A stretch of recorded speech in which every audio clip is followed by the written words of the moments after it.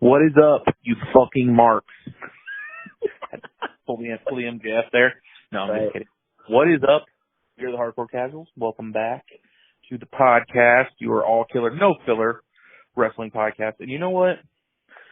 It's been a struggle with this podcast for a minute because we took a little weekend break because we had the Memorial Day stuff, and then we recorded the Double or Nothing review with some other stuff going on with Raw and SmackDown, and just the regular, rundown of how we were doing things. And then I get all the files saved, and the literal middle version, or the middle one, is like corrupted and too long. Won't fit in my editing thing. So we'll just let you guys know it was a really good show that you unfortunately didn't get to hear, but yeah. So we will hit the most important things from the last 2 weeks because we're just not going to drag this out. We're not going to make it 2.5 hours or no dumb shit like that. We will just hit the high notes, and so for that we'll just jump right in here, and we'll talk about Double or Nothing, and then we'll go on from there to Dynamite and Rampage and things that have happened. There's a lot of big things have happened in the last 2 weeks. So the first thing we got to hit is the big stuff with MJF and everything that happened with him, with the rumors during Double or Nothing weekend about him not being there, not going in for the fans meet and greet thing, and then rumors of him getting a plane ticket and flying out of there. Nobody knew what was going on, and then comes out first, goes out, gets squashed by Wardlow. A great squash, did his job, made everyone loved it. Wardlow looked great, MJF looked great. And then we go on to Dynamite, and there's a lot of rumors about what's going on with MJF. Is he leaving? Is he getting fired? Is he trying to, what's going on here? Work, shoot, we don't know. And he goes out there and he does his version of what we would consider a pipe bomb. I guess he basically just pulls a Jim Cornette and pretty much says everything that Jim Cornette says every podcast about AEW on TV, which is everything that's right. Yes, which is everything that's wrong about wrestling, which happens to be right about what's wrong about it. For sure. And that's the crazy thing about it is, it's cool that he got to go out there and pretty much just say whatever he wanted, and then they kind of pulled the rug underneath him whenever he was chanting or yelling and screaming, calling Tony a mark and just spitting facts and all this, and they, cut off his mic and went to black or whatever, then came back and didn't even make no mention of it ever again. And that's it. That's the last time we've seen him, and we've heard a lot of other stuff floating around about how he got all his merch pulled, he's off the roster page, and they're pretty much trying to erase him from the company right now as a storyline. At least we think it's a storyline. Most likely this is a work, but we don't know for sure. They're being very hush-hush. So how do you feel about all this stuff with MJF? Yeah, I mean, like you said, it's it's all up in the air right now. With what they're doing, if it ends up, let's just put it this way: if this ends up being a shoot and all this shit actually went down, and it's he just out there airing everything, and he had this time to go out there and cut a promo, and then he just fucking just went out there and shot on everybody, like that would be insane. But I'm definitely leaning, like you said, towards it being a work. I think that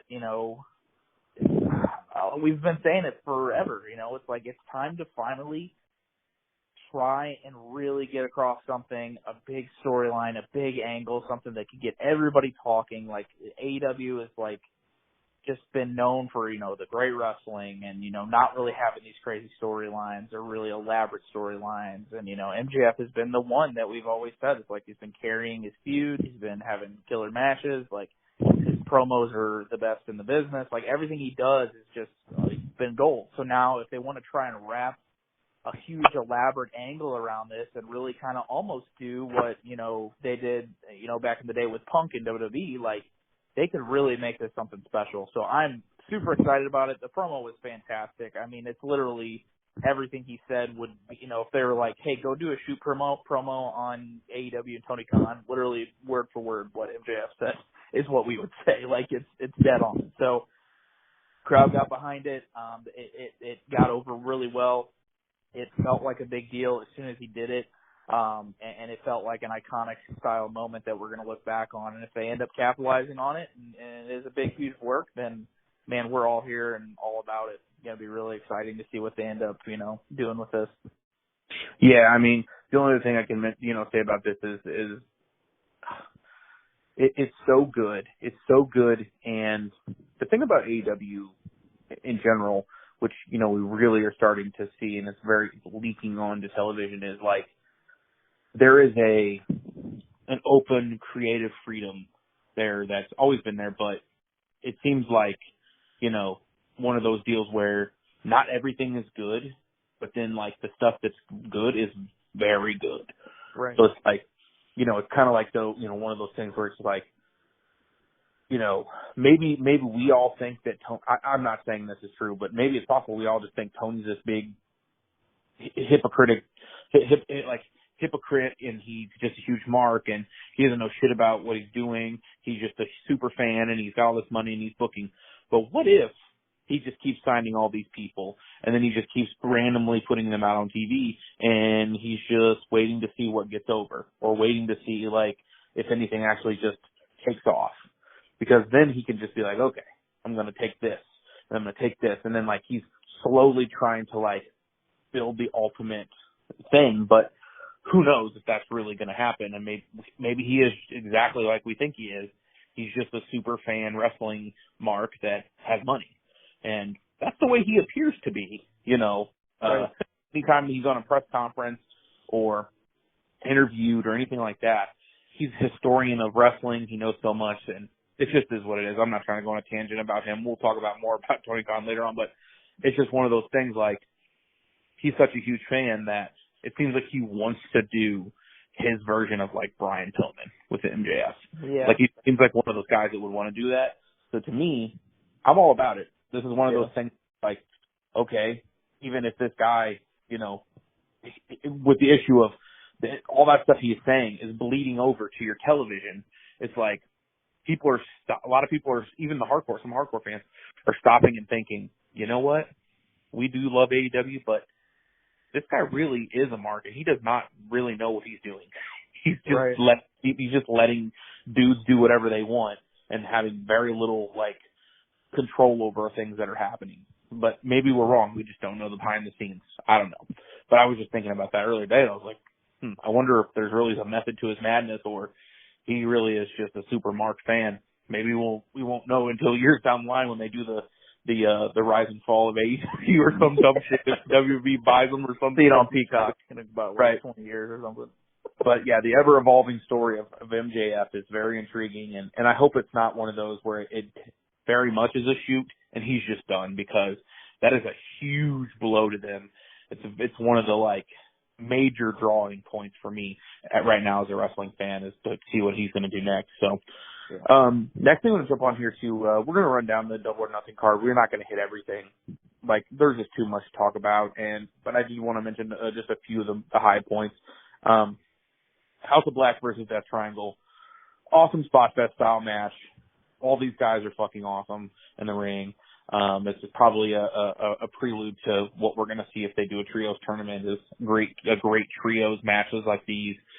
And the big thing that came out of this, other than the match being obviously good, is they finally pulled the trigger on the Julia Hart turn, which that has been a huge, long build storyline. And something that a lot of people talk about with AEW is long-term storylines and long-term like story building. And I always really like the fact that when they have one of their major 4 pay-per-views, they just actually pay off their storylines. How do you feel about that? Yeah, no, like you said, I totally agree. I thoroughly enjoyed this match. I just dug the vibe of just both these hard-ass teams that just have so much talent on everybody, or like on both teams, that are underutilized guys that could be doing a hell of a lot more. But man, they went out there and they did their thing, and it was a killer match. And yeah, I agree. I mean, regardless if you're, I praise, just like you, I praise them for going through the storytelling, whether or not it should be a Julia Hart or whoever it should be. I at least can, acknowledge that, hey, they actually went through with, building this up, teasing it and having it go. And, we've seen the things down the road where they did the stuff with like, Hangman and Omega. They had this long going storyline and they kind of, delivered on that too. So it's like, it's few and far between, but at least when they do it, they deliver. And, this is something they've built up and they did a good job. And I think that angle, at the end of the match was well done. And, we'll see where both teams go and where, House of Black goes. Hopefully we get some more TV time for those guys, because I just think that they're so, underutilized is just an understatement with some of these guys that are in here, because they're just so immensely talented. Yeah, for sure. I mean, in terms of wrestling quality, you pick any two of these guys and you put them in a one-on-one match. It's the main event anywhere. So I definitely agree. We'll see where that goes from there. And next one to just quickly mention the Owen Hart winners of the tournament. This was pretty lackluster. We talked about, maybe 3-4 matches on this pay-per-view that did not need to be on here. These two tournaments easily did not need to be on here at all. Cole beat Joe, Britt beat Ruby Soho. These matches were whatever. They weren't special. They were just maybe average at best, and they just did nothing for me personally. I also just think that, which we'll get onto later, which I'm glad somebody in the wrestling sphere, I guess, spoke up and kind of said something about this, but Britt Baker did not need to win this. No. Adam Cole probably did not need to win this.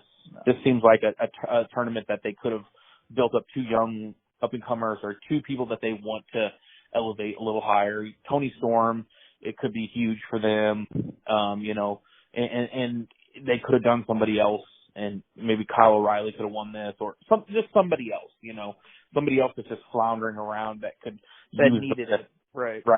They didn't need to give it to Cole and Britt.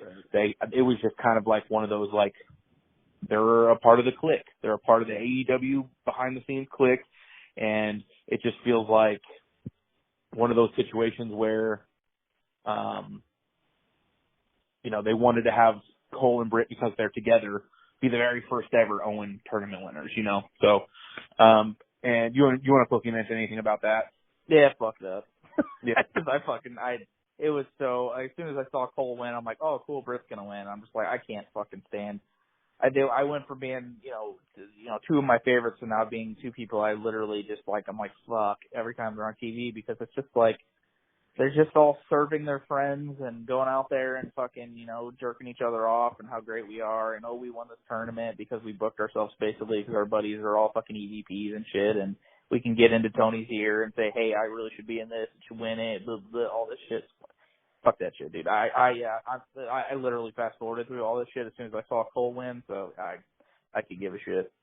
Yeah. And I'm just also kind of starting to feel like I'm just not really caring about Britt anymore either. Oh, dude, I'm right there too. Yeah, like, she's so great on the mic and one of the best women to have. But dude, her build up was great. Like I was a huge Britt Baker fan. Everything that she was doing when she kind of broke out and she got away from just being the like happy-go-lucky friendly dentist bullshit, and now it's like, I don't know, it's almost like it's ran its course or something, and like just she's like feeding off of all the douchiness of like the Undisputed Elite guys, but she's with Cole, so it kind of like rubs off on her. But yeah, she's like the female version of Adam Cole right now to me, and that's what's frustrating. Yeah, it's definitely frustrating. I actually saw a funny meme, which, we'll get to the Hell in the Cell, but it was like, it was a picture of Adam Cole, and it was like, it said something like, Cody sucks or something. It was Adam, picture of Adam Cole, and it was like, Cody sucks. I would never tear a pec, probably because I just don't have any. Or something. It was like something funny like that. Yeah, somebody, I think on Cornette's podcast, he mentioned, he's like, yeah, and then they came out there and they were all celebrating together, and then I just realized that Britt Baker's bigger than Adam Cole was. Like, oh god, like the same size of like brother and sister going to a fucking sleepover or some shit. It was, oh god, it was cringy as fuck. And then fucking Martha Hart coming out looking like she's accepting an Oscar or some shit with her fucking get up and just, I could give a fuck about any of that shit, dude. Yeah, for sure. So yeah, we'll move on here to, I'll make a quick mention of obviously Serena Deeb and Thunder Rosa here. The major thing with this is it just felt like the build up of this was for a week. They went out there and had a great match. I felt like this is one of my favorite matches on the show. And I still haven't gone back and watched the Anarchy in the Arena. I need to do that because it's highly praised by everyone except for you and I guess. I don't know what everyone No, there's thought. other people out there that, I thought it was okay. Right. Oh, well, if you mention the Cornette, he definitely hated it. He thought it was garbage. Yeah. But he hates all those kind of matches. No, so. yeah, it's getting a lot of praise, that's for sure. So, but yeah, Deeb and Rosa was a great women's match, great technically. Serena Deeb's great. This just felt like it maybe underwhelmed in the care department in terms of like me. Yeah, it had no heat. It had no heat, but I love the technical work of Deeb. Like we've said it 100 times, she's the fucking Malenko of the women's division.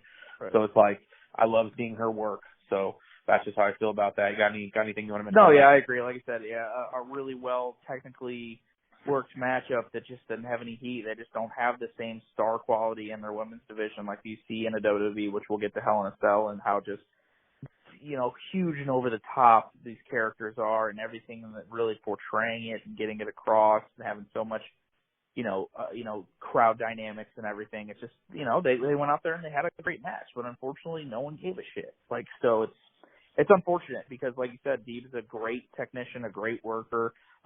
Thunder's a great worker too. She gets in there and does her stuff, but it's like, in the build-up when everybody's cringing, with your build-up, and then you get in the ring, it's like, well, nobody's gonna give a fuck because it's like you haven't invested enough to make us care about these characters or make us care about them doing their shit. It's like they're just going there and have a good wrestling match, and it's not nothing against that, but it's just it can't go any more. It can't do any more than just be a good wrestling match. For sure. I definitely agree.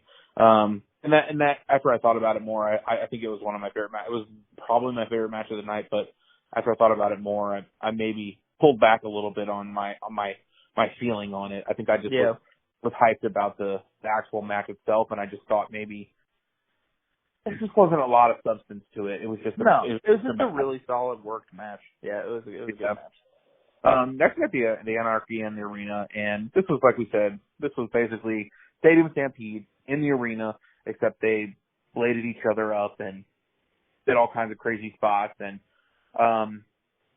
the only thing I could say about this was exactly what I said in the preview, which was this is a fun brawl with a bunch of dudes who can brawl well and some really like interesting spots and fun stuff. And I know everyone is like nutting all over this, but I just personally thought it was just a fun match, and I didn't think it was some like masterpiece classic like everyone seems to be tooting it out there. Like I think Dave might have given this 5, but I don't. He gave it 5. Did he? So like, really? Like, I don't like. What's your criteria for this? Like, to be 5? I don't know. His shit's off the charts, ridiculous now. I don't know. This match was fun. There was a bunch of cool spots, and I literally would be here for 10 hours trying to name off all the shit that happened. And it was, Eddie Kingston is one of my favorites in the world right now. Everything about him is just screams intrigue. His character and everything. That iconic picture of him now, of him with the gas can all covered in blood is just fucking epic. But there was a lot of greatness buried within this match as well, which is with Brian and the stuff that Moxley's been doing, and it just everybody in general in this match just felt like everyone was doing their thing here. They did the homage to New Jack where they let the music continue to run, so that was pretty entertaining there. But I mean, like I said, fun match. If I had to give it a rating, I know we're not star rating. Like personally, I feel like it was like maybe like just a 4-star match. Like, it just was a good match to me, but it wasn't exceptional. How do you feel? Yeah, no, I just feel like you said, I just feel like you get these people that are just the AEW diehards, and their voices ring loudest. So whenever you hear them on the internet or you hear them in their, praise of things, they're gonna say this is the greatest shit ever. And it's like it was fun, man. It was an entertaining, fun brawl. That had some, built up feuds in it with Kingston and Moxley and Jericho and Danielson doing stuff with Kingston and all that shit. Like, so, I mean, it had a lot of fun and intrigue. It had some some shining spots. You had the double, table spot off the ladder from Santana Ortiz. You had a really fucking brutal, I think, like, Daniel Garcia did, like, a fucking pile driver off the apron onto, like, a thing. So, I mean, they're just going out there and killing themselves. Like, fucking at the end of the match, you got Eddie Kingston coming out with a goddamn fucking gas tank or fucking whatever, and, like, trying to burn Jericho and Danielson or whatever.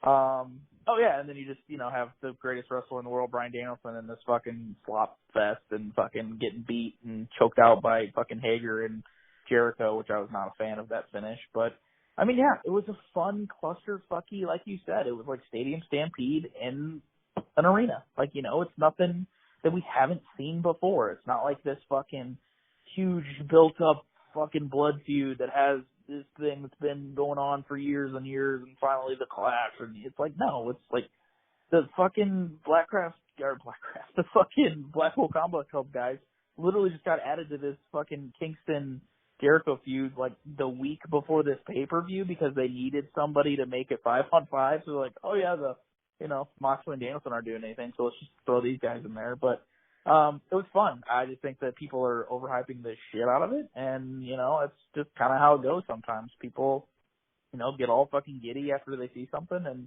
they're all about it. But no, to me, 5 stars is way out of the picture for this match. It was a fun, brawling, fucking chaotic mess, and, if you enjoyed it, cool. If you didn't, whatever. But, for us, it's not, like you said, some fucking crazy masterpiece. It's should be, heralded as this fucking awesome shit for years and years and years. It was fun and it was entertaining.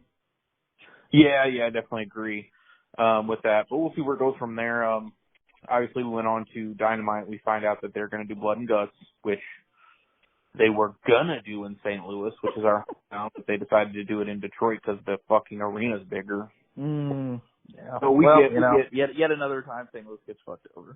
Yeah, for sure. So we got fucked recently too with the Warrior show and Ospreay got hurt, but that's not and also not to mention Full Gear that we were supposed to have last year, and that got taken away because what a UFC pay per view. Because Tony's all about what's happening at the same time that his pay per views are happening. Don't let him fucking.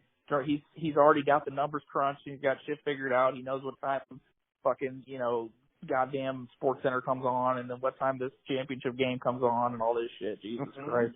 Don't worry about it. He's got to figure it out, guys.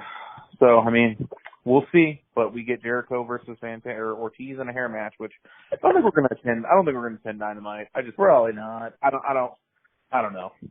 We've been to a lot of shows lately, so it feels like it might just be an average at best show, like right after a pay-per-view, and then the next show is Blood and Guts. So it just seems like it would be nothing special to go to in terms of the money for it. But actually we'll quickly mention the tag title match here, which was fun. It was an interesting match. Spots had pretty much no stakes into it. It was just some fucking 6-man match with a bunch of spots. But the interesting and crazy thing about this was they continued to keep the belts on Jungle Boy and Luchasaurus. I don't know what the heck they're doing here. They're like the 5th or 6th most intriguing team on the whole roster, and they're still the champions. So I don't know what the fuck they're doing with these guys here. How do you feel about this? Yeah, I mean, it's basically every tag team title match that we see on an AEW pay-per-view. It's like a multi-man match where they'll get their shit in and whatever. I didn't really give a fuck about really a lot of these teams kind of just either haven't worked together, like Hobbs and Starks haven't really done a whole lot of tag shit recently, and then Swerve and Keith Lee just getting put together, and then Luchasaurus and Jungle Boy I could give two shits about. So it's like, whatever. I mean, they're just continuing it. They get good crowd reaction, so I think Tony thinks, hey, we got a fun-loving babyface team here, so we're just going to run with it, whatever. I could give a shit less. Yeah, for sure. Not really much else to say about that. We'll see what they do down the line with the tag titles. But, and then we got the main event here, which was Punk versus Hangman. I mean, this match was a little underwhelming for me. I felt like it was not as good as what I think it could have been. I don't know, man. I know Punk's older, but it just seems like when he's been pushing himself in matches to just really do epic things, it just seems like he's overdoing it, and then Try hardy. He's what? I'm sorry? You saying like kind of try hardy? Yeah, he's botching a whole lot, and he's just like it's not that he definitely knows like the psychology of everything. He's just he's always never been the smoothest worker, which is fine. Right. But like some of the stuff he's been doing, it's like he's hurting himself, like just trying to do shit that he don't need to do, We'll get to that in a minute. Yeah, so I mean, we'll get to that. Obviously, the match itself, whatever. I didn't hate it. I thought it was a solid match. Punk ends up winning the title here. Oh, and then the bad news hits, man. Then we go to Dynamite. He wrestles with FDR in the 6-man. Well, let's not overlook that, because that was one thing I was sitting and watching, and I'm like, okay. And for one, I enjoyed the match. I enjoyed Hangman and Punk. I thought it was a solid match. I thought it was quality stuff. I think they told a decent story. They did, like we've talked about, they did another fucking masturbatory fucking Bret Hart tribute at the end with the fucking shades of him and Piper and the title and do I or don't I hit him, and then they did all the other shit. And but in that match, we saw 2 attempts at the buckshot lariat from Punk, and he botched both of them, and he landed really hard and really stiff on his knees and his ankles, and then he goes into this match, and you think, okay, you just had a huge title win, right? You just had your biggest star in your company, a guy who's been out of wrestling for years, who hasn't been champion in years, who, is loved worldwide. I mean, you put him in a fucking 6-man tag that is the most useless fucking match that doesn't need to fucking happen. Everybody knows what's going to end up going on. It's just because fucking Punk and his fucking new buddies want to fucking tag together, and he's like, okay, hey, Tony, you can put us in there with this, blah, blah, blah. We'll do that. We're all champions and jerkfest and whatever and all that shit. And then he gets fucking hurt, and it's like, wow, that match is really starting to haunt you now for no fucking reason. You didn't need to do it. Have him come out there, cut a fucking promo. Hey, I'm the world champion now. I'm going to be running this shit. I want to take this company to new heights, new places, and get on my back, and we'll carry you to the fucking promised land.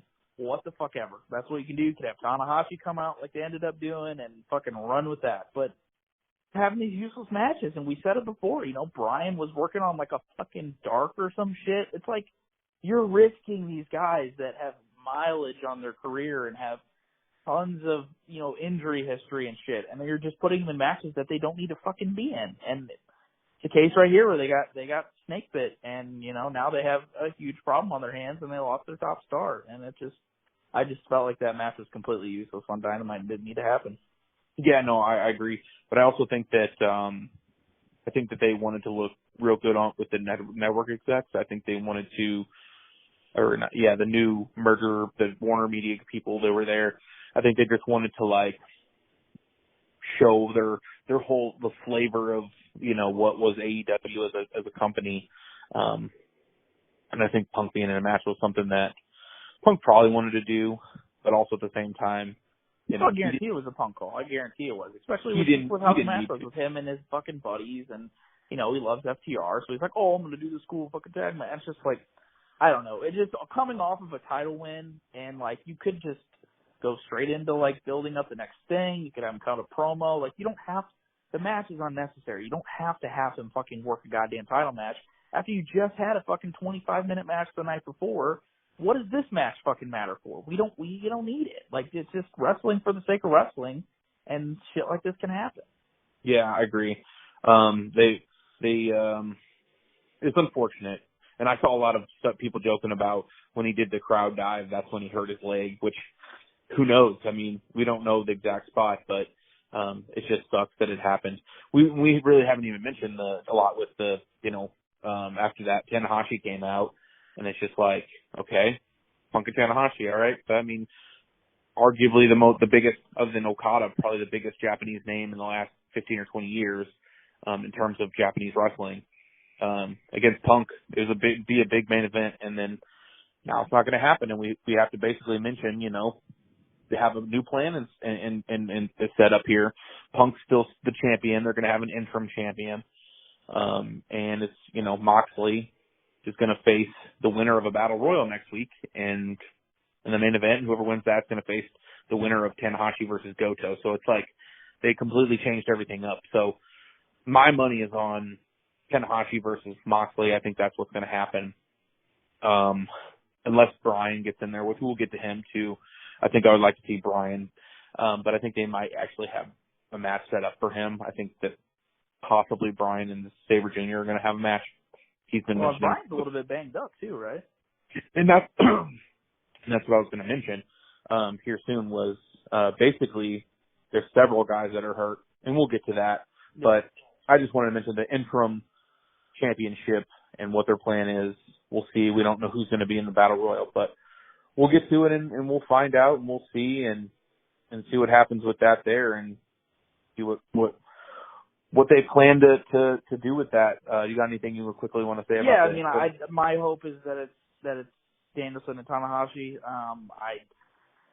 The whole entire concept of this, I think, was kind of I think they needed to think it out a little bit more. They literally came up with this entire elaborate plan in like 2 days from Dynamite to Rampage, trying to figure out what they're going to do since Punk. Like, I feel like they just feel like they obligated, like, we have to come up with something so people know what's going on. It's like, just take a step back and figure some shit out. Like, maybe work an angle around it. Maybe try and, do something different. Like, don't just fucking jump into what people expect you to do.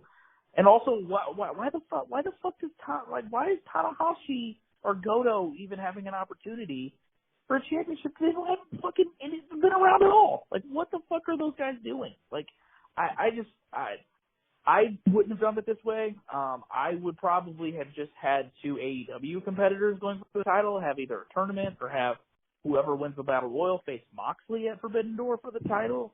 Because it's going to be obvious whoever faces Tanahashi is going to win the fucking title. Like, Tanahashi's not where, Goto's not going to win, obviously, to be Tanahashi, but he's not going to win the fucking AEW title. It's going to be whoever faces him. So it's just, I don't know, you just kind of book yourself into just a predictable situation, and I don't know. I would have gone about it differently.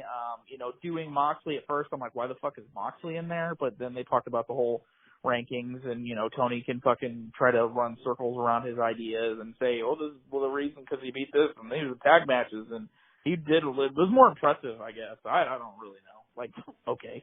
But, just besides the fact that, he's kind of like our biggest name now, so Punk's out. But, whatever, just don't worry about it. It's best. So, I mean, it is what it is. I think they just rushed to trying to make a decision on it. But we'll see how it unfolds and see what happens in that Battle Royal. And, at least it has some intrigue behind it, that's for sure. Yeah, I completely agree. So we'll see what happens down the line with that. So, yeah, no, I want to move on here to basically quickly talk about the press conference just because it's just, this guy, man, it's hard to just not see this guy as like just this super Mark wrestling fan. Like, and it doesn't bother me as much as it bothers a lot of other people, but at the same time, it just feels like there's this like weird hokiness or cringiness to the owner of a wrestling company being like a super fan and not like just, I don't know. I don't even know. You know what I'm getting at? Acting unprofessional. Yeah, not really unprofessional, but more just like a child.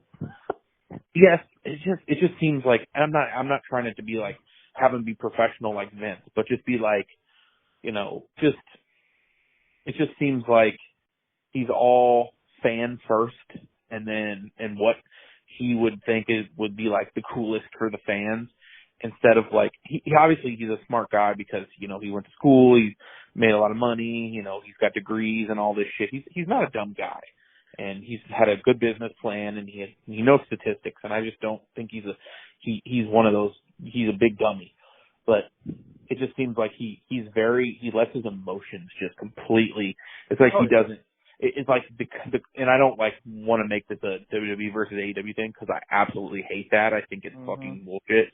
It's just what's good is what's good and what's bad is bad, and it doesn't matter what promotion it is. I'm not going to decide, but you go back and you look at like Vince's interview on Pat McAfee, and he's just like.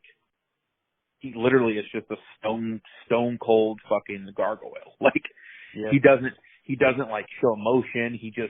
He's straightforward and then Tony, he just like he lashes out. He loses control and sometimes, and it's just one of those things. It's like it just makes you come off like hokey or cringy and like you can't control yourself. And it's just a bad look. Like, I don't know. It just makes me feel like as a 30-year-old man, like, you know, that as an adult, like I wouldn't fucking act like that. And that man, he's older than us. So it's just like, I know he's passionate. Obviously, he did his press conference and they mentioned the Eric Bischoff stuff. And he's like, this is fucking bullshit. Like, you know, what he said is bullshit. He's not a flop. He's done all this. He's done all that, and blah, blah, blah, blah. And I think that, one, I think Punk was a bit embarrassed, but I think at the same time, it's like, fuck, you know, like all this time, my career, no one's ever been like behind me fully, treating me like the top guy.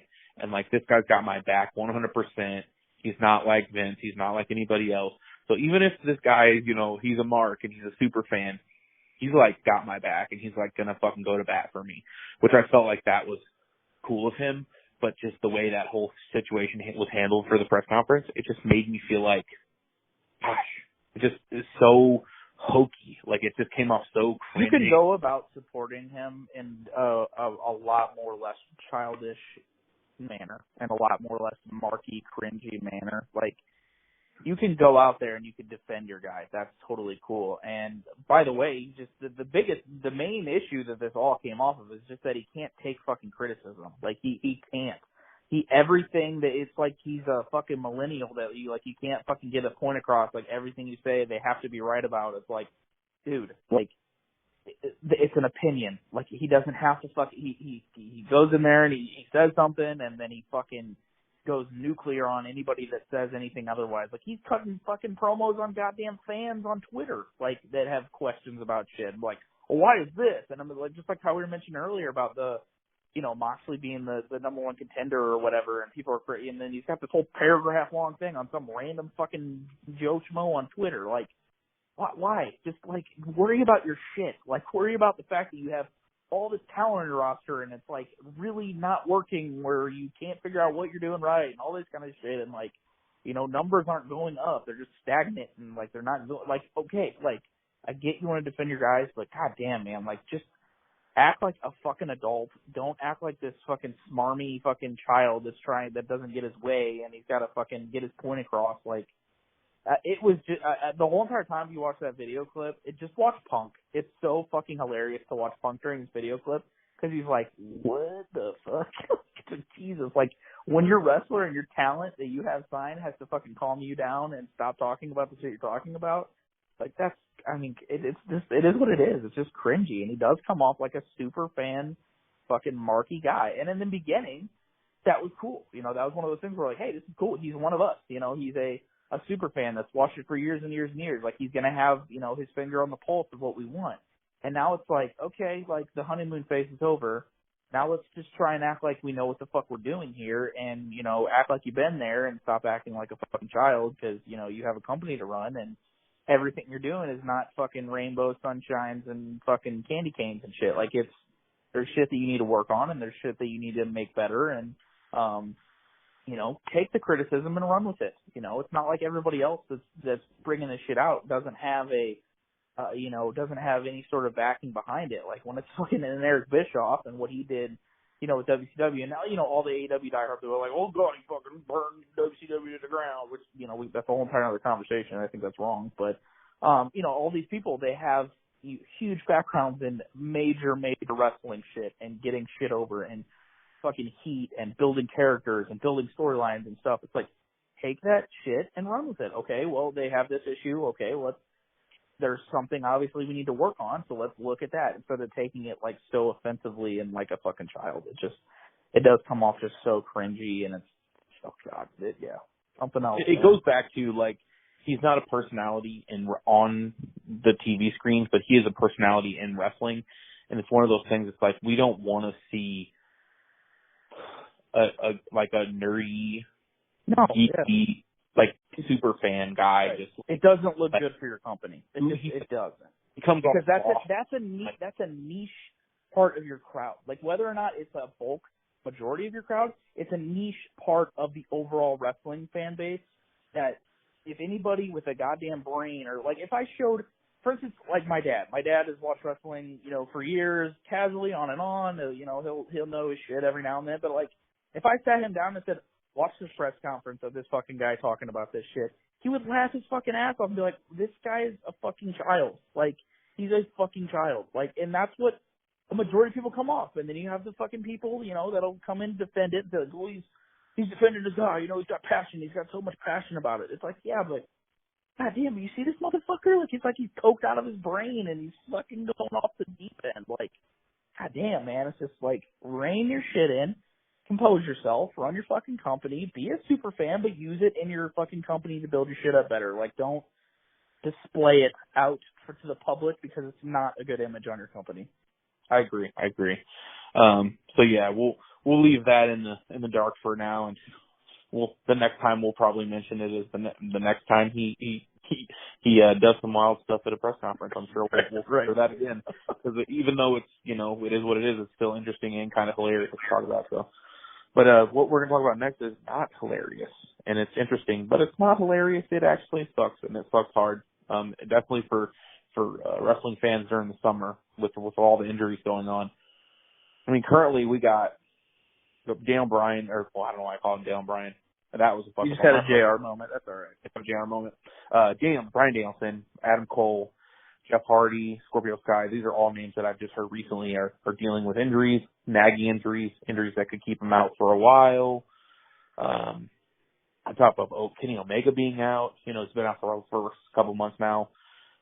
So it's like, who knows? Who knows what they're going to do with all these injuries? I mean, the question comes down to, we've said it more than once, like, it's not necessary to have all these wild, crazy matches on television every week, like, and put all your top guys in just these matches that are not necessary. You want to make sure these guys are ready and fresh and ready to go for your pay-per-views, for your big TV, like what are they, the Battle of the Belts and the, what's the other one that they do? St. Louis is going to get one like Road Rager. They'll build that up, or they'll build up what the hell, Spring Break, or they do something around then. So yeah, they have their Winter is Coming, like those ones.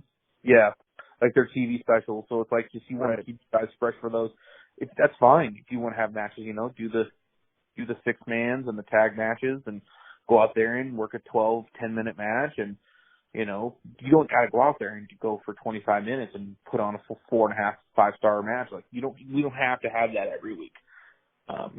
You don't need to do that. And if, some guys want to do that sometimes, and that's fine. It's enjoyable to see on TV. But at the same time, when the pay-per-views are on, and that's when you got to sell your shows, you want your guys healthy. And unfortunately, we're going to miss out, with Punk being hurt for Forbidden Door, which is, Punk's one of his, I guess, crowning moments was he's going to be back in Chicago as the champion in the main event against New Japan. It was probably just a dream come true for him, probably. And he's not going to get to do it now, so it's unfortunate because he's hurt. But hopefully we get Bryan back, for Forbidden Door, because that's obviously one of the ones that we definitely want to see him in a dream match with somebody.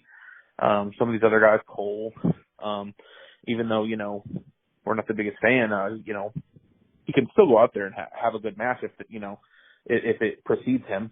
And some of these other guys, they're just, whatever right now, but still, the amount of people getting hurt, like, maybe they need to slow down a little bit on how they handled all these matches.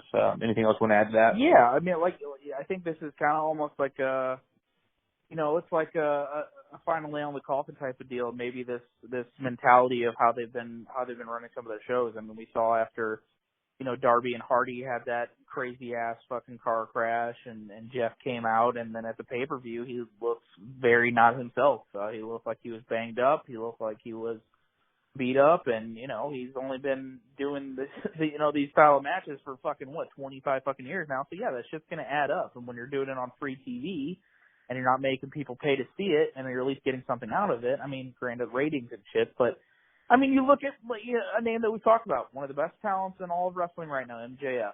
How much match in-ring work do you see from him on a monthly basis? I mean, rarely. Maybe once. Exactly. Maybe once a month. Because you use him in the facet of You don't have to see him in the ring all the time. We don't need to see all these guys in the ring all the time. You can get across what they are, but promos or segments or whatever, or like little short matches. Like, you don't have to fucking do these like fucking 25-minute weekly matches and then you go to pay-per-view and have a 30-minute fucking match. Like, this shit's gonna wear down these guys, and it's just gonna wear down them really, really fucking fast. And especially the experienced ones, the ones that have more, you know, mileage on their careers, like, it's gonna break them down a hell of a lot faster. And you see it now with a Punk who's working a shit ton. Like, he's working so much. Like, you look at a Danielson, working a shit ton, working so much, and has been doing so much throughout his career and working such a harder style. Like, it's gonna break these fucking guys down. And they don't need, that's the biggest thing, is they don't need to be doing it. They're already over. They're already established guys. You don't have to fucking have them out there working fucking matches every goddamn week and on shows where people aren't really paying attention that much. Like, it's a waste. You're giving away shit when you don't need to. You can save it and have these guys fresh for when you need them and when you need them to execute, which is, you know, on your pay-per-views and on your bigger shows. And it's really starting to come to a head now with a lot of these injuries and stuff like that, where, you know, it's kind of biting them in the ass now. Yeah, and that basically leads into Rampage here with, I mean, they just, for absolutely no reason whatsoever, other than the fact that I guess it was their first show in California for Dynamite, I believe, they ended up doing Young Bucks versus Lucha Brothers, which, I mean, we know that matchup is, you know, incredible. These guys can do things that a lot of guys can't do. And every time these guys get in the ring, they go out there and they just try to have some of the best tag matches of all time, except they don't mean anything. They're just matches.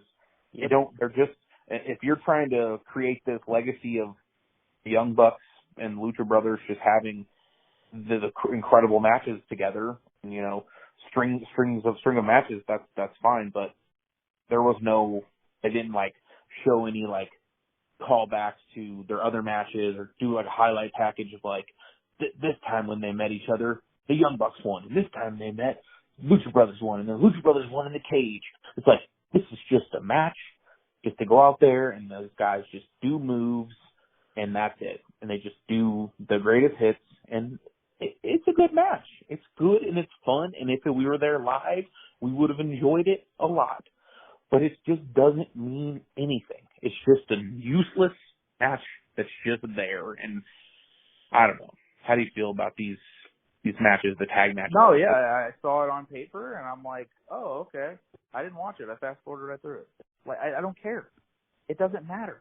It's a waste of time. Like, you're not doing anything except for serving your fucking niche fan base that just wants to see these guys go out there and do their fucking jerk fest and fucking go out there for 15 minutes and fly all over the fucking place and flip, dive, front flip, monkey, fucking a football shit. I don't give a fuck. Like, it doesn't matter. Like, these matches have no meaning. There's no fucking sense behind them. They're just out there to serve your fucking niche fan base. And we've said it. We're just far beyond tired of it, because that's the whole premise of the show, people. It's the hardcore casuals. We've been watching this shit for years and years and years, but we ain't about to fucking sit through years and years and years of the same fucking shit we've seen all of these years. Like, we've seen that. I guarantee, I didn't watch it, but I guarantee it's the same match that I've seen 5,000 fucking times between either them or other styles, you know, other tag teams that have that similar style. We literally saw this type of tag match, 2015 PWG. Yeah. 2017 PWG. Yeah, and I'm really in my basement right now staring at all of our old PWG. I'm like, that's probably on that one right there I'm looking at. Like, it's the same shit. Like, we've already fucking seen it. Like, it's nothing new. It serves zero purpose. It's literally, it does nothing. And I just don't get how people don't see that. I mean, some are now, but I just don't, like, why? What are we doing? What is this leading to? You're just throwing shit out there to throw shit out there. And that's why I was so adamant about that, you know, the Punk and the FTR tag match. You're just throwing it out there and throw it out there. You don't have to do this. Like, there's no need for this match. Oh, they're in California, and that's where they're from, and what the fuck ever. Like, it's useless. Like you said, I totally agree. The big thing I got out of this, other than the match just being whatever, just a match, you know, a wild match, is from Dynamite and Rampage. I really noticed that the California scene is starving for wrestling. It seemed like the crowds were hyped for both Dynamite and Rampage. And the Dynamite show was one of the better Dynamites they've done in a while, and the crowd reactions very much add to the shows. That's one good thing about the hardcore fan base, and is the super hardcore fan base is how crazy and excited the fans are to be there live. So I hope they go back to California for like a pay-per-view. They're burning out a lot of their niche markets, like the Chicagos and the Philly area, and the where else they go, like all around that like Florida kind of stuff like that. And then their Revolution was in Florida, and that was a bunch of fucking people sitting on their hands basically. Yeah. So it's just like you're kind of burning out the market. So it's good to see him move around. I think you also got to realize that Dynamite was probably one of the most anticipated Dynamites that they've had in quite a minute, coming right off a pay-per-view with a Punk winning the title and then all the MJF stuff too. So I mean, I really think that like you said, that's the first time being in California for AEW too. But yeah, I mean, the crowds were great, crowds were awesome, and yeah, it'd be definitely a good spot for AEW to probably target again. Yeah. So I mean, that as of now, that's what we got for AEW, and next week we'll see if we got some more news, and we'll find out, who's going to end up in the title match at Forbidden Door. We'll cover that when we get to it. So now we got to jump on to Hell in Cell and WWE and the stuff going on with this pay-per-view here. I mean, there really wasn't the WWE television issues. At this point, most of WWE television is just unwatchable. There is maybe 15 to 20 minutes of quality television on Raw and SmackDown maybe every week in terms of like storyline building. Most of the matches are just so. They're so skippable. They're boring for the most part. Sometimes you'll get lucky and get a banger. But they built up a few good matches for this Hell in Cell pay-per-view, and we'll get to them. And basically the two matches that we wanted to see were the two that stuck out, and are probably two of the more memorable WWE matches from this year so far in terms of quality and just overall just intensity, I guess you could say. And we'll just jump right on here to the beginning, which is the women's triple threat with Becky and Bianca and Asuka. And fuck, man, this match was great.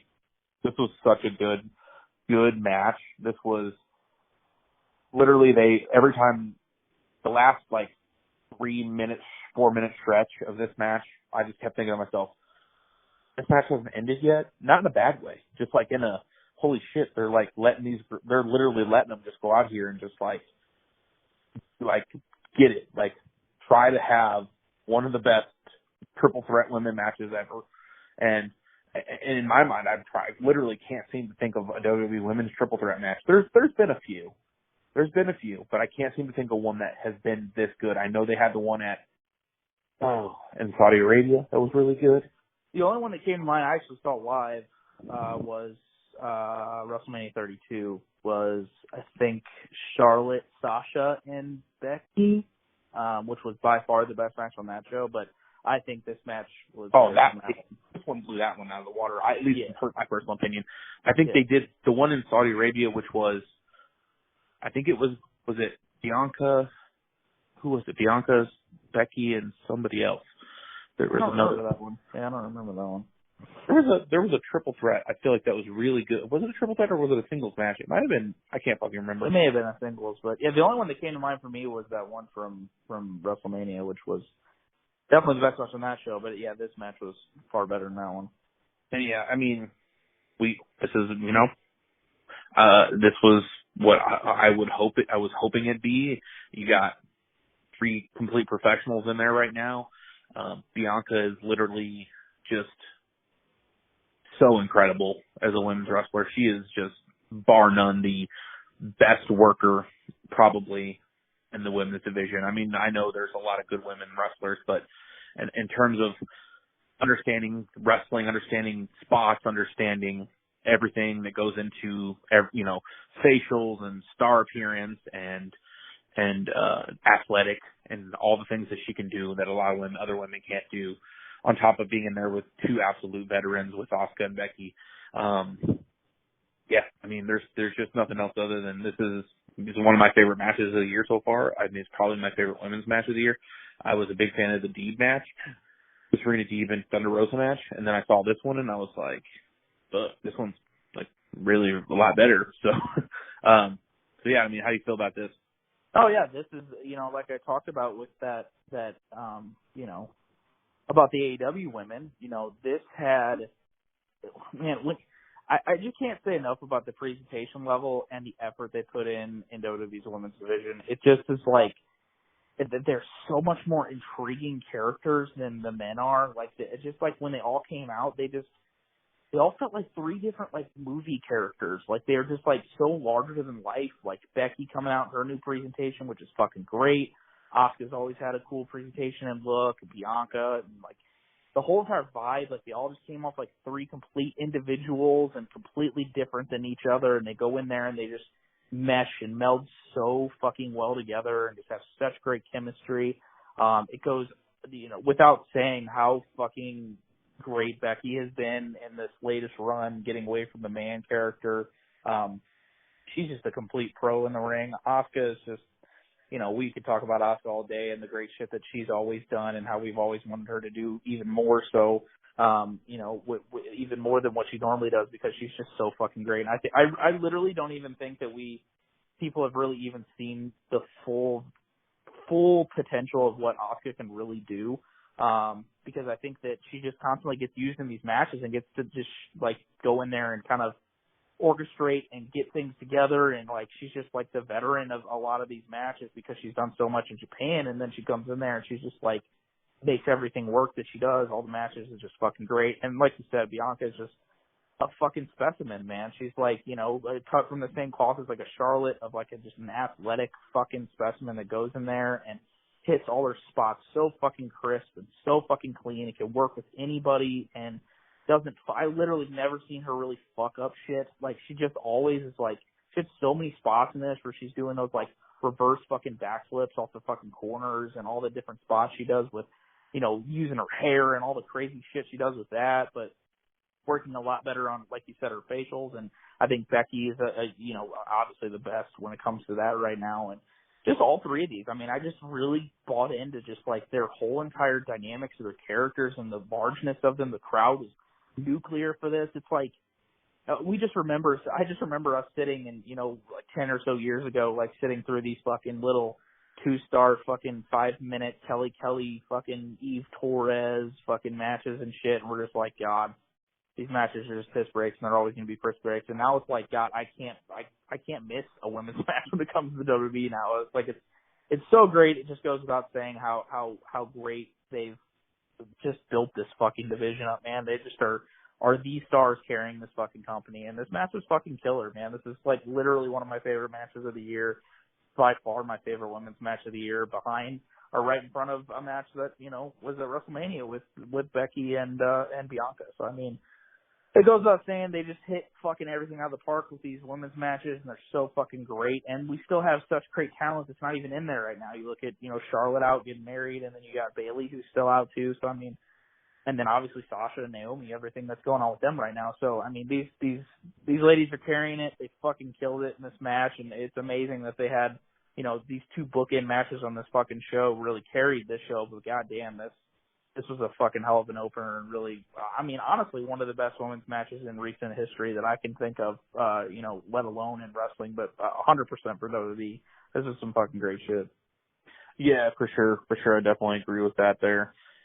Yeah, we'll see what happens. If they continue to keep giving us bangers like this, we'll be here to cover it. We'll be there to, can't skip them, man. Can't skip them. No, man. Like I said, it's must watch, and it's literally, we've mentioned it before. I mean, I couldn't argue with somebody saying that the women's division has completely been carrying WWE over the last couple of years. I mean, you just really can't argue it.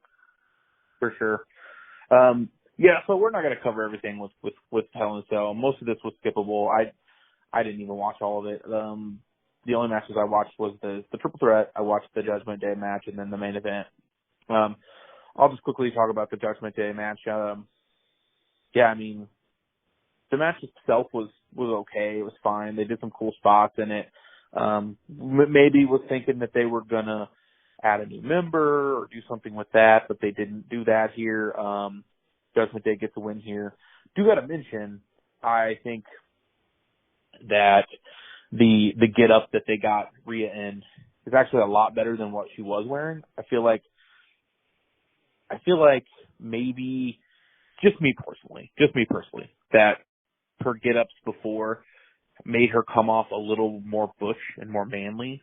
And I think that, which is fine to a degree if you like that, but I feel like a new get up where she has showing off her tats and stuff and showing off her legs more makes her look a little more feminine. Which I personally, I used to be I'm just going to throw this out there. I used to be a Jordynne Grace fan. I thought she was awesome. I thought she was super attractive. I thought she was awesome to watch in the ring and everything. And now I literally think she's so jacked and got so much freaking muscles. It's like, I can't. Like, No, I don't find it like attractive. She needs to chill out with those weights, bro. For sure. And that's the thing, like, it's weird to say, but like, at the same time, part of women's wrestling and women's being wrestlers in general is there is sex appeal to it. You can't pretend that there aren't guys that they don't enjoy how the women look. Like, they do. Right. And the fact that they can work and put on good matches is incredible, because they didn't do that. They didn't have the skill. They didn't allow them to have that. And they had only the sex appeal. And now they have the work plus the sex appeal. And I can't say that I'd be lying if I just didn't enjoy watching attractive girl wrestlers wrestle good and do good matches. Right. But I just thought I'd mention that because Liv, she looks great all the time. And I think Rhea, for the longest time, I was like, recently when she was on the main roster, I was just like, oh man, she looks so butch. I'm just not feeling it. Yeah. Like, I wasn't into her matches. I just felt like she just was just way over the top, like, just for me in terms of like what I was. No, I feel you. No, I got that vibe too, and I thought it was a good call changing it up too with her being in a new faction and kind of changing her vibe. I mean, she keeps the same kind of dark kind of vibe about it because it goes along with the faction, but changing up her look in general, I think is a smart idea. Yeah, this match was whatever. It was fine. Continuing on everything that they've been doing there and finding ways to get there, but man, it's all about this fucking main event, man. So yeah, here we are at the main event, and a lot of rumors was floating around about this and about how Cody was hurt, and it was a serious injury. We didn't know what was going on. We didn't know the severity of the situation, and we get out here. We get the match. We got to mention Seth coming out here trying to pull the mind games, doing the dusty gear with the polka dots, and then you get Cody in the ring, and he looks fine. Looks all right. Doesn't look like he's moving too rough. Takes off his jacket, and there is just an absolute hush over the crowd. Everyone is just like, oh my fucking God. Like, this dude's out here. Like, because I remember seeing the picture when Triple H tore his pec muscle or whatever. And that's the first time I've ever seen a picture of a torn pec. And I thought to myself, holy shit. Like, that is internal bleeding. That is fucking bad. Mm-hmm. And he comes out there, and I say his looked worse than Triple H's. They did. He looked fucked up and super swollen, and but his call. He decided to go out there and have this match, and we'll obviously get into some bullshit with the internet here shortly towards in here about what happened with how the fans feel about this. But man, I'll tell you what. As a wrestling fan, as a person that grew up in our late 90s watching, was a super fan, both of us, huge wrestling fans, from the early 2000s, I would say probably until about 2016, 2017, like I kind of really started slowing off of the amount of obsession I had with wrestling. I would definitely say I was still a fan, and, you know, there was no other promotions at the time. There was the come up of NXT, and, you know, 2017, 2018, 2019, that's like considered the golden era of NXT, and that was very enjoyable as a fan. But there was a lot of times where you and I had conversations where we were like, we should take a break. We should not watch anymore for a while. We should, this is just unwatchable. It's not enjoyable. It's not worth the time anymore. We don't enjoy it like we used to. Maybe that's nostalgia because of what we enjoyed it so much as a kid. Who knows?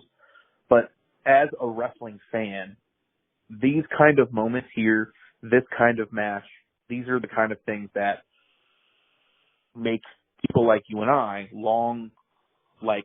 forever long-term wrestling fans. When you get moments like these matches where you get this guy going out here, which I've seen people refer to this as Cody's Mick Foley Hell in the Cell moment. And I could see that. It wasn't no crazy stunt car crash, but it was a moment that you don't see in wrestling. You don't see a guy go out here visibly not injured. He was literally like so hurt and so visibly like unable to probably have this match. Like he probably should not have, but went out there and had the guts and the heart and did it. And whether or not you as a fan want to believe that WWE shouldn't have allowed this or Cody shouldn't have done this, it could have ruined more of his career.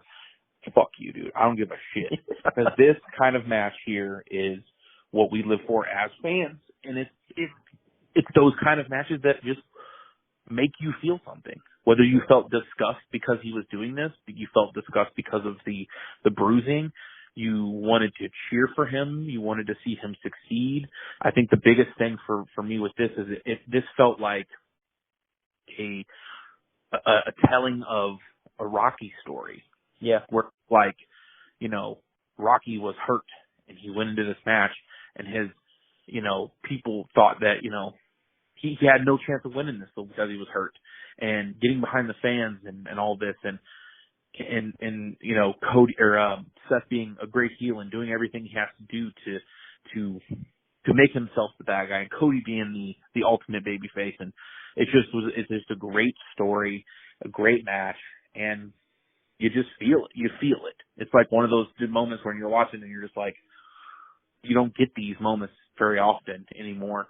And I just can't say enough good about it, because I feel like whatever you want to say as a fan about how you feel, the fact that it happened, this moment happened, and it happened, I don't want to say organically, but it happened because of the injury, which the injury is literally going to blow him up and to being the next mega star in pro wrestling when he returns.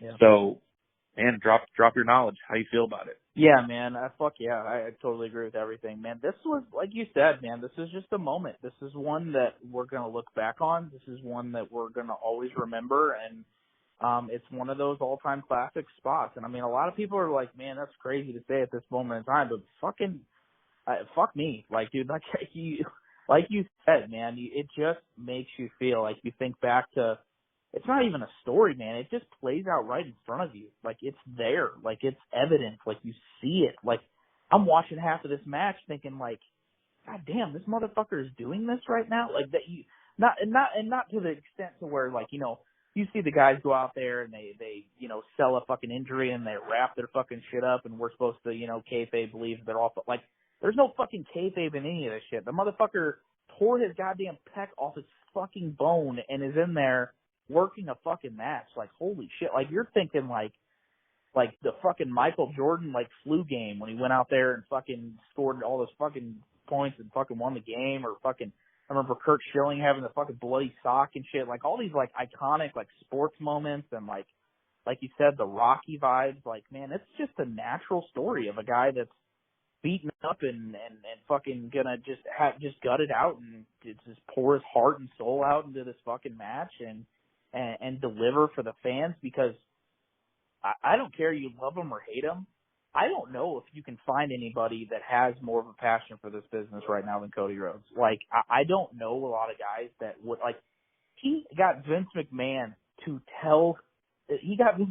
allow him to go out into this fucking match, into the world of millions and millions of people watching and having all their eyes and criticism on this publicly traded company, that they can go out there and say, hey, you sent out this guy that's going to be having surgery and tore his fucking pet. What kind of mind do you have? You don't have a union for these wrestlers. You don't have all this health insurance for these wrestlers. He got Vince McMahon to let him go out there and do that. Like, that is fucking crazy, people. Like, when you really sit down and think about that, like, the amount of passion and heart that he has for this business, it just shows through, man. And this performance is bar none one of the best and gutsiest fucking performances that we've ever seen in the history of pro wrestling. Like, bar none. Like, I literally, like, you're talking old school, like, the fucking guys go out there with the fucking broken ribs and working hour-long matches back in, like, the fucking heydays and shit. Like, this was some shit you do not see nowadays because they're so keen on making sure the talent's okay. They're making sure they're well equipped. They're making sure that they're, you know, good to go health wise, mentally, physically, everything. Like, to see him take that jacket off and to see his fucking, you know, expression on his face, like, this is gonna be hell. Like, literally, and then have it be in Hell in a Cell. Have it be the trilogy of this fucking feud. Like, it's just, I can't say enough. Nothing is going to top this, in my opinion, for the year as far as matches go, because there's nothing that you're gonna be able to portray to me that's going to make me feel as much as we felt in this match, because it was so real. It was real. That's what we're trying to do in wrestling. You're trying to portray it as this art form that you suspend your disbelief and you say, okay, these guys are going out there and they're going to have this match and they're going to fight and they hate each other and all this shit. Like, you don't need to get that across to anybody when you go out there and you see a guy out there fucking struggling with the injuries that he has, the evidence of the massive bruising and swelling and shit. Like, it just speaks for itself, man. This shit is iconic, and this shit's gonna go down as an all-time classic, and this shit is going to be, right now, it's a step back for Cody, but it is going to be a blessing in disguise, because this is gonna fucking skyrocket him even more when he comes back. I mean, if he has the potential to come back, and it's that, I think the word is he's having surgery this week, and it's looking around 6 months. Ladies and gentlemen, 6 months from now is December of this year. And then the next month is going to be January, and we all know what January brings, the Royal Rumble. I mean, it's fucking stars lining fucking moment. I mean, it's crazy how some of this shit ends up going down. You look back at, you know, Cena fucking getting hurt and coming back at the Rumble, and it's like, damn, how did that time work out perfectly? Where all these guys come, like Edge did the same thing, and then obviously Edge's huge return. Like, it's a stars aligning moment, and Cody's going to be the star of this company going forward, bar none. Like, I can't think of any reason why you just wouldn't strap a fucking rock to his ass, because people get behind this, man, and it's just so natural, and like you said, it is organic. It's a stars aligning type of moment, and we got it last night. I can't say enough about it. Anybody else who wants to come on here and say, like, this is both working out, man, this is what we love, man. Like, just like what Ryan said, this is the reasons that we fall in love with this, is for these special moments that we get every once in a while where stars align and shit just, like, it works organically and just kind of goes into this beautiful fucking thing that just, like, it just works so fucking great. So I can't say enough about this. Quickly, outside of everything with Cody, which is amazing, props to him. I can't say enough about the guts and the fucking heart that he showed to go out there. Fucking Seth Rollins, man. We cannot say enough about Seth Rollins right now. I was definitely going to mention him if you didn't. Yeah, on top of his game. Everything he did in this match, a complete pro. Worked this fucking match great. Healed it up like a motherfucker. Like, everything he did was fucking phenomenal. We've always known Seth as being a tremendous fucking worker. And he's really, really showing it this over this last run and over this feud. This is an iconic feud, and I think this one's going to go down as one of the best ones that we've seen in recent history, especially in WWE. And another thing that is just amazing to see that every match progressed, every single one, from WrestleMania to Backlash to Hell in a Cell. Like, they all got better. The feud continued to build. I mean, you can say it's silly, you know, the same guy won 3 matches in a row, but goddamn, man, like, this one you have to separate from everything. Like, it's just such a crazy situation, a crazy scenario that we got out of this, but props to both guys involved. Amazing heart shown by Cody in this one to do what he did. Wish, obviously, him well everything with his recovery and everything, and man, hope to see that fucking amazing moment, hopefully at Royal Rumble. And obviously props to Seth for everything and all the great work that he's done recently and continue to do. He's an unsung hero here, and I think everybody goes straight to the Cody side of it, but definitely have to give Seth his props because he's been absolutely fucking tremendous. For sure. And yeah, I mean, if we don't get another moment this year, we got this one, you know. So Right. we'll have some other nuggets through the year or through the rest of the year of good stuff. But so this will be hard to top. This is going to be a tough one. It's definitely at the top of my list in terms of match of year candidates. Same. And we'll see how the year plays out and see if anything can beat this. But it's a tough beat. So at this moment. Quickly, I want to mention, did you know that there was a NXT in your house last weekend? Oh, I kind of found out as soon as it was on because I was on Twitter and I was like, oh, there's an NXT show. Cool. Like, Yeah, I literally no clue. I tend to forget that they still run weekend kind of like pay-per-view shows occasionally. I can't forget there's still a promotion actually. Yeah. I definitely agree. The thing about NXT that's interesting for me is I don't watch it. And Same. So whenever I actually turned this on and just had it on, and I was just kind of like, I didn't know any of the storylines, I didn't know anything going on. Nothing, I don't know most of the characters. I really don't know. I know Braun Strowman. I know names to a degree. Braun Strowman. Oh, did I say Braun Strowman? Shit. Damn. Well, that's way back in NXT days. Yeah, with the lemon drops or whatever that whatever God, it was. Jesus, fucking Adam Rose. God. Right. Yeah. Shit. Braun Breaker. There you go. So I definitely know him, and he's the guy to keep an eye on. But I threw this on, and I kind of just had it on in the background, like during the day, the next day, and I was just kind of had it, half-ass paying attention. We were doing or whatever, but I was kind of impressed with a few people on this, and I'll just quickly mention some stuff that I thought was interesting. And I've been wanting to mention this, and I've maybe said some slight things about this recently, but man, I'll tell you what, WWE's presentation, like they have gone above and beyond trying to make their guys look like huge stars. The presentation in terms of entrances, the presentation of, shows and just, video packages and their whole, if they're not hitting the mark when it comes to stories and, they've been doing a lot better in terms of wrestling matches. Their wrestling matches this year, I feel like, have been some of the best they've done in a really long time. Yeah, I especially agree. in their pay-per-views, in terms of just quality matches. But, the presentation of big shows and just wrestlers coming out, they just look like stars. They look like bigger, larger than life people that you would want to watch and see. And for me, I wasn't really a big fan, or I didn't really watch a lot of his work, but man, Carmelo Hayes, I was impressed with his entrance, his look. I was impressed with him in the ring, his whole entourage. It gave me Bloodline vibes with his colors and stuff, but I was impressed with his look, and I don't really know a lot about his promo work, but if he has something, I definitely could see him maybe worth checking out some of his TV matches that he just won the title from Cameron Grimes, so that he might be somebody I'd be interested in seeing. And then also another kind of gem that I noticed was the tag match was decent, but man, the Creed brothers, those dudes are like two Kurt Angles, bro. But dudes are just in there doing suplexes, and one of the dudes, I don't remember which one of those dudes did a shooting star, and I was like, holy shit. I was like, I never. Those are some big dudes. Those are like fucking Steiner brother sized dudes, aren't they? Steiners, yeah, maybe Steiners might be a better comparison. Because I've seen a couple of their matches. Yeah, there's some fucking bulky dudes. And then so I was impressed with their work. Like, they've not been wrestling a long time. The taller one, I believe, I think he could, if they separate him away from each other, he could be pretty good. Like, he's very good technically.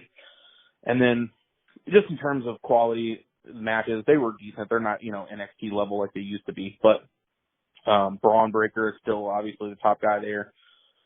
And then Joe Gacy, I don't really care for him. I kind of paid attention to their match, but did you see any? He's kind of like doing almost like a Bray Wyatt type deal. Swamp Bray Wyatt kind of deal, but in terms of just whatever, that most of that stuff was whatever, but some of the presentation and some of the entrances and the looks for some of these guys that they're trying to build up on NXT have a real look about them that like draw me in. Like for sure, Carmelo Hayes. Like I saw him, I was like, oh man, this dude looks like a fucking star. Yeah. So I might monitor that as time goes on. I mean, there's so much wrestling. There's so much wrestling to watch. TV wrestling. Oh yeah. 10 hours of TV wrestling with WWE and fucking. Yeah, we never even mentioned, I think, on here NXT UK. NXT the whole entire UK, other fucking thing over there too. NXT 2.0, Rampage, Dynamite, Raw, SmackDown. If you want to watch MLW, they do shows every week. If you want to watch Impact, they do shows. Yep. There's just so much, and there's good quality workers and stuff. And then you get to the weekend, and you can buy about fucking 17 different shows on Fight that are all happening at the exact same time around the country. Yep. New Japan, if you're following any of their stuff. Yeah.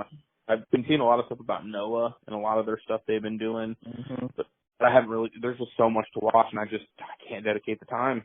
No. I just can't just watch matches that I'm not emotionally, like, I can watch matches that I'm not. Another big thing is I don't want to tire myself out, because that happened a lot. Like, whenever it was that time period when WWE was kind of like, and like NXT was killing it, but like, you know, we want to go out and find other shit and see what else is out there. Like, I got so burnt out watching wrestling. Like, just watching just other shit, and I'm just like, God, I'm so tired of just watching the same shit over and over and over again. So it's like, just give me the little nuggets of fucking good shit, and I'll be good. Yeah, for sure. But yeah, that's pretty much all I wanted to mention with that. I just wanted to, we don't really talk about NXT that much, but I just wanted to mention the Creeds and the Carmelo Hayes. I felt like I was pretty impressed with what I saw out of those guys, there specifically. And, you know, like I said, most of Raw and SmackDown was just kind of unwatchable at this point. Kind of just got to pick and pull, record the show, and just fast forward through most of it, because you're wasting 3-5 hours of your life if you watch all of it in full. So, right. It is what it is. But yeah, I want to get on to some other news here. Just, we don't have a whole lot with this. A lot of this will be just super quick. We'll just run through. One of the big things going on this week in the last 2 weeks was, a lot of rumors about Bray Wyatt, the stuff that he's been doing. He kind of went on Twitter and kind of been teasing some stuff. He changed his name from Wyndham back to Wyatt, like Wyatt 6. Okay, I didn't see that. There was a lot of talk about, and he went on Twitter and said, you know, be patient. You guys think you know what's going on, but, you know, the time is almost here. My decision for what I'm doing is very, you know, it's coming. It's going to be here soon, you know. So, and he then put another cryptic tweet out about, you know, something, you know, how he talks, just all fucking weird nonsense. So, got a lot of people speculating about what Bray Wyatt's going to be doing. Is he going to go back to WWE, which I feel like is probably the best decision for him and for them in general, because they just need people. So we'll see with that. And then the other one is Cesaro. A lot of rumors about him just being like, kind of, he wanted to leave and kind of test the waters and see, you know, where the money might be, see where he could do things, what would be, you know, what he would like to do. And the rumor that I've been seeing is it's looking like he's probably just going to go back to WWE too, because it seems like he's just comfortable there and they can find something for him to do. So how do you feel about the potential of Bray Wyatt coming back, and also Cesaro? Yeah, I'm cool with both of them. I'm, you know, when Bray Wyatt first came in, I was a huge Bray Wyatt fan. Like the Swamp character, his whole entire presentation, like everything about it, I just fucking dug. Like, it was just so good. And then they kind of got a little crazy, and they kind of didn't fucking get behind him. And he won the title, but it was at a time he was like probably the least hot with his character, and then the whole Bean thing, and that kind of caught on. And then the pandemic hit, so it's like you don't have a crowd to really feed off of it with it, and then they just fire him. And I'm just like, what? Like, he's like literally one of the best, you know, like character style wrestlers that they don't have a lot of those guys who really can get across, really old school in his dynamic of his presentation and everything. And I've always thought there's a room for, if I had a company, there's a room for Bray Wyatt, because I want to utilize his genius of character. I think he's a really smart old school style guy, very like a Jake Robertsy, or, you know, kind of like a Mick Foley type style guy, where he may not be the most appealing looking, but that's not what you need out of him. What you need out of him is his mind for the business and his character and everything. So, I hope they find a way to make it work. I think the best presentation for him is WWE because you were just mentioning and the presentation level of everything. I think if he comes back, they would probably lean towards doing the Fiend character again. I don't know if maybe to me that seems like he doesn't want to do the same shit and just run into the same thing again. But then again, it's like I just don't trust the amount of depth that like an AEW has for him to utilize right. We see what is happening with the House of Black guys. They kind of get put on the back burner and just get like random little segment promo vignettes things here and there and then like a match every once in a while.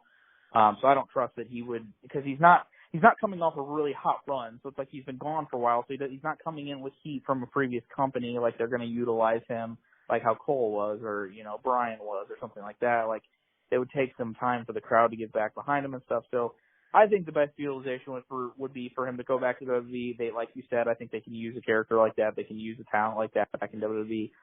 So hopefully we'll be seeing that soon. And Cesaro, same way. I think there was talk about him possibly being used with fucking LA Knight's new fucking deal or whatever. Like he might be one of his model dudes or whatever the fuck. But to me, whenever I view Cesaro, I view him as a kind of like a journeyman roster guy. Like you just roster him and he'll just be on your thing. He'll be on your squad and he'll fucking do his fucking matches and do his shit. But I just think there's always been a ceiling for Cesaro when it comes to his mic skills, when it comes to his charisma. It's never been there and it probably never will be there. He's always going to need some like a mouthpiece or some shit like that. But definitely a quality talent on a roster that I think, again, WWE can bring in and utilize. So I think that would be both good get-backs to get them back in there for WWE. I just don't see anywhere else really utilizing them or doing anything significant or worthwhile with these guys anywhere else. Yeah, I definitely agree. And I actually hope both of them go back because WWE really needs some guys and AEW does not need anybody. So at this point, and I mean, I don't know. We're going to see Cesaro go to New Japan and work a bunch of matches. I think at this point in his career, he probably just wants to be comfortable and make money. That's what I think. So yep. For Wyatt, I think he just wants to probably go where he's going to make the most money. So that's just thinking. That's what I've read as well. So I'm going to move on here to Renee Young or Renee Paquette or whatever her name is now, Moxley, whatever you want to call it. Moxley. Yeah. She was on her podcast and she was talking about the Owen tournament. She basically was like one of the only people to kind of speak up and say, hey, why did Britt Baker win this? She's already established. Why does she need to win this? It kind of rubbed some people the wrong way, like in terms of like people thinking about like, you think about like the clique and like things going on behind the scenes and it's like, it really makes you think about who is in charge and who's making decisions and, who's in Tony's ear. And it's just one of those, like, when you're friends with the booker and you're one of the homies and you're one of the buddies of, the guys that are buddies with the booker guy. The Pudding Gang. The Pudding Gang, yeah. Then, you get a little, your opinion matters a little more. And I felt like maybe she didn't insinuate that, but she basically was like, I think that this was an opportunity to build up another girl on the roster. I think absolutely. I think if you wanted to go with Ruby, I'm not a fan of Ruby Soho, but you could have given her a win there. I think the obvious one would have been Toni Storm. I think that would have been the right call. I mean, we've been saying that forever, that Toni has the potential to be a, top. We were saying Chris Statlander. Statlander's another one that like they've had forever, and I feel like she is one of the better women's wrestlers in terms of wrestling quality on their full roster. And she's got a new character. She's not doing the alien thing, and like I feel like she's got a good like fan base behind her. I think it would have been a good opportunity for her, and I think Toni were the other two that those are the two that I felt like should have seen this opportunity here. So I mean, how do you feel? Was there anybody else that you think that could have jumped in there? But they wanted to. I was thinking another thing, since they were going to sign Athena, if they wanted to make her a Joker and have her run the tournament, and then have her go face like Britt or something and win the tournament as like the Joker, that'd be kind of cool. But I totally agree. I like we said earlier, there's no reason for fucking Britt Baker to win this match. She's already an established overstar. Besides, Jade Cargill, she's their biggest star, and she's been the established, name for their division. So why the fuck is she winning a tournament that they're establishing and creating that they can utilize to get over other talent? I mean, that fucking sums it up right there. It doesn't make any sense. So, good on her for actually speaking truth and not just fucking being an AEW dick sucker and saying everything they do is the best shit ever. I would have much preferred a Chris Statlander winning because you could have elevated her to a level up. You could have done a hell of a lot more there. So I mean, I totally agree, and I think it should have been somebody else besides her too. For sure. Quickly, I'll just jump on here to. Obviously, we talked about it a few pods back, but the rumors with Stephanie stepping down and how it was all, cookies and cream. Everything was all good. Everything was peachy. And it was just, I'm stepping down, for own personal reason, whatever. And then more and more information started coming out.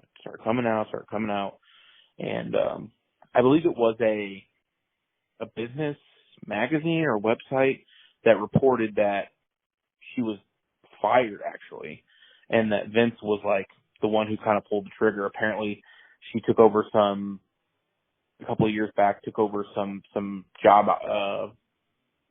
titles and shit of some people they let go, and she just was not doing a good job. She just apparently was not doing a good job. And I actually forgot because I read some shit today about the situation, and I completely forgot about this. But do you remember when Vince was on the Pat McAfee podcast and he was talking about people in business and even his own family? He's like harder on them than other people, and if they're not doing the right thing, they need to go. And I think there was probably a lot of potential talk with business investors and people, within the company, Vince being, them being like, hey, we could probably make more money in this position doing this thing here if we had someone more experienced, knew what they were doing, had the right person, but, it's your company, it's your daughter, do what you want. And then he probably was like, you know what, you're fucking right. I want to make more money because what I need is more money. Right. Whatever. But, so she stepped away. It's possible she says I'll be back eventually to do something. It's the McMahons. We never thought Shane was going to come back, but he did.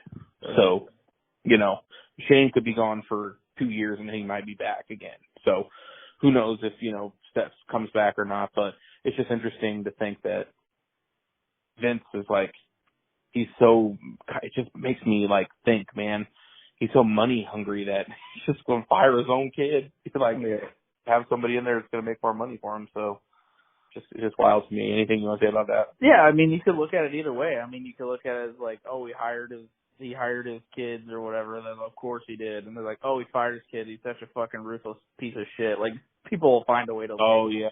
Look, make him look like an asshole either way. Either he's the suck up trying to fucking give the silver spoon kid the job, or now he's an asshole because he's firing his own kids. It's like, well, they'll find a way to do it either way. But it's interesting. I mean, I wouldn't put it past Vince. I wouldn't put anything past Vince. But I mean, you see how there was words of, behind the scenes that, there was issues with Vince and Shane, and Shane's not there anymore. So, I mean, now could be something with Stephanie too. Wouldn't put it past him. Wouldn't put at all with anything with Vince. Nothing is crazy whenever I hear anything about Vince anymore. So, I just hope everything works out with Triple H. That's all I hope for. And hopefully he can be groomed to be the next guy in charge, for the love of God, please. Yeah.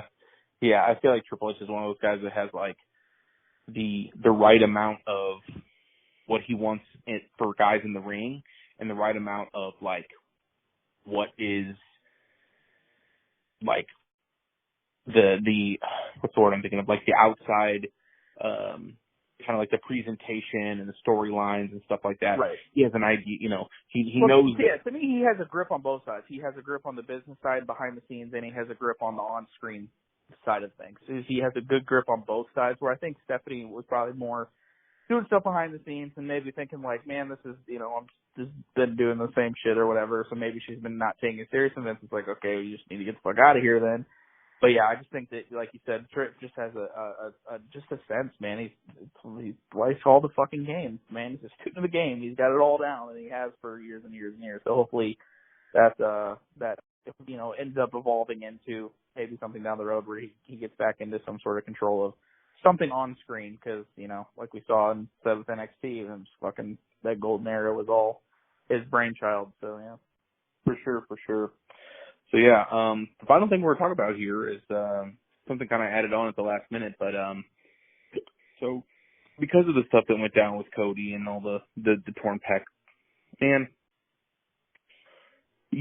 sometimes you just see the absolute worst in wrestling fans when there's something, you know, wild things happen. People have opinions, you know, but man, the absolute toxicity between WWE, like, diehards and AEW diehard fans and just fans in general, like, just spewing absolute nonsensical shit. If you and I make a post about something or, you know, on Twitter or whatever, it's usually for a comical reason. Right. You know, a meme or it's something just being funny. But, like, legitimately, fans are so shitty to each other and so shitty to the business, so shitty to the opposite companies, just shitty. They're just so shitty. And a lot of it comes with the, you know, this whole, you know, Cody stuff where, oh man, you know, you got the people on the one side where they're like, oh my God, it's so amazing. He has so much heart. And then you got the people over here who are like, oh my God, this is ridiculous. Why'd they let him wrestle? It's so unsmart. This is fucking stupid. Why'd they let him do this? Then you got people like, oh my God, that's so crazy. Look how fucking fucked up his arm is. And then you got people over here who are like, that's fucking fake. That's makeup. They painted that on his arm. He's not hurt. If he was hurt, he couldn't be out there doing that. And it's just like, all of that is such fucking horseshit. Like, everyone just running their mouth a bunch of bullshit. And I get it. We do a podcast. We talk about wrestling. But, like, we're also just not fucking idiots. we literally evaluate the situation, and we go, seems like he's hurt, really legitimately hurt. Doesn't look fake to me, but I'm not going to go take my shitty opinion and post it online and just be fucking super toxic. Right. Now, don't get me wrong. There are some times where it's like, hey, man, Sammy Guevara and Ty Conti need to hear it because they're fucking cunts. But like, for the most part, just being toxic for the sake of it, it's like the negativity of online wrestling fans is so fucking, like, it's right. So corny to me that grown-ass fucking men are just on there just fucking being just, you know, keyboard warriors and just fucking talking shit. And in real life, they would never say this shit to each other at a wrestling show. Nobody would ever walk up to somebody in a Cody shirt and say, he faked that fucking bicep tear. That was bullshit. Nobody would ever do that. But on the internet, you will. So I don't know. The other thing with this specifically is there's been a lot of talk about the term mark lately and about the usage and about how some people treat it like a derogatory term towards wrestling fans, like it's the N-word or some shit. Or give me a fucking break. Yeah. Like, it's such a commonplace word that people use. Like, it's so, it doesn't matter. It's just a word. But at the end of the day, if you find it offensive, fuck you. You're a mark. like that's right. How I feel about it. I'm never going to stop using the term. I think it's fucking hilarious. Yeah.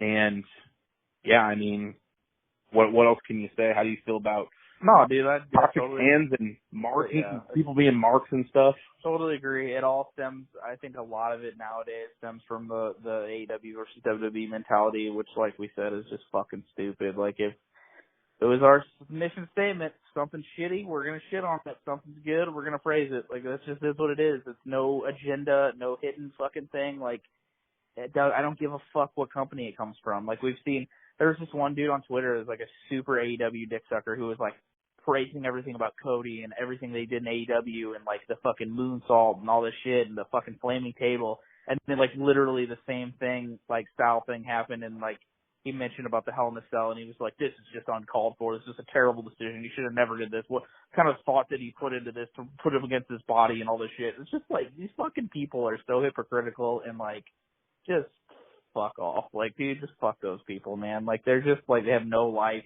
They literally live on the internet just to fucking piss everybody else off and get off to fucking being jack-offs, and fuck those people, man. I'm right there with you. For sure. I just thought it was interesting, you know, all the criticisms of the toxic fans and the term mark. I feel like it's just been floating around a lot lately, and people have been using it. That's pretty much all we got for this here. You got a cringe of the week or anything? You got something that just Oh God, cringe of last week. Well, that had to go to good old TK with his fucking outburst.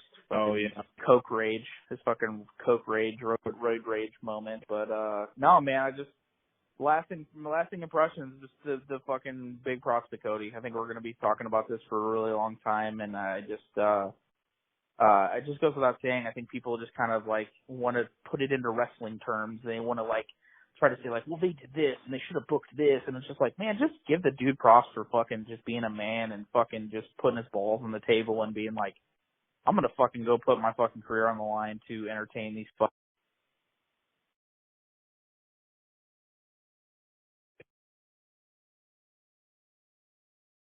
Hello? Man. Hello? I'm here. Oh, I think I lost you out for a second. Oh shit, we here, dog. Yeah. Well, we'll keep that. We'll keep it in. Whatever. Yeah. Anyway, I mean, I don't really have a meat slapper of the week. I would probably just say, Cody versus a fucking barbell, man. There you go, dude. The dumbbell, the man. Only thing That was defeated. The only thing that's defeated Cody this year is fucking barbell. Yeah, or dumbbell or whatever ripped his whatever fucking the fuck he did.